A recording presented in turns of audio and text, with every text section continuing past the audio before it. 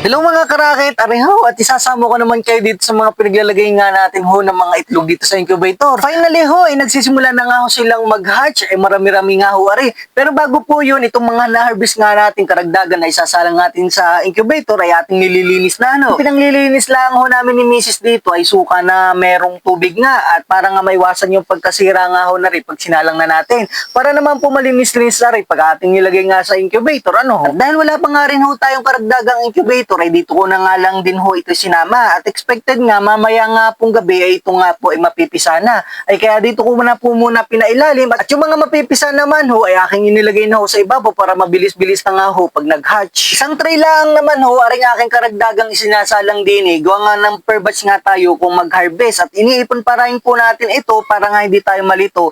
Mga 30 pieces po ay ayos na nga ho maisalang. Ito naman po aking nilalagay ay pangatlong batch na nga ho ay nawa nga po tayo ay makapagdagdag ng incubator para mabilis-bilis nga ho tayong makapag-hatch, makapagpasisiw at sayang naman po yung araw pag tayo po ay nagtetengga pa ng mga itlog. Maigi nga ho si kuya ay meron nga po dito incubator na hindi ginagamit ay ako na po muna ang nagsalang para nga po nakakapagsimula na ho tayo magpasisiw rin yan ho. Tamo nga ho taring mga itlog na aking inibabaw nga po ay nagsisimula na nga ho mag-crack at magsipagbutas at mamaya nga po ay rin magiging sisiw na. Ito nga po sa mga nagtatanong ay yung Rhode Island Red nating alaga din ano. Ito naman po ilang piraso pa kaya ako po ay nagpaparami pa, nagbibili pa po din Paglipas nga ho ng ilang oras ay itong mga itlog na rin ay nagsisiwan na nga ho ay ako nga po excited na nga ho at finally nga po yung ating kinukumpletong mga roster nung nakaraan ay nakakabuo na ho at meron na ho tayong mga napasisiw din ay i-update ko kayo sa mga susunod kung ano nga po ba ang magiging lagay na rin mga sisiw natin din ano. Tayo po ay nagsisimula pa lang ho at marami-rami pa po rin ating aaralin din nga sa pag-aalaga ng ating mga livestock na rin. At kung kayo naman ho ay may mga experience na sa pag-aalaga ng ganari ay kayo naman po ay mag-comment diyan at baka po kayo may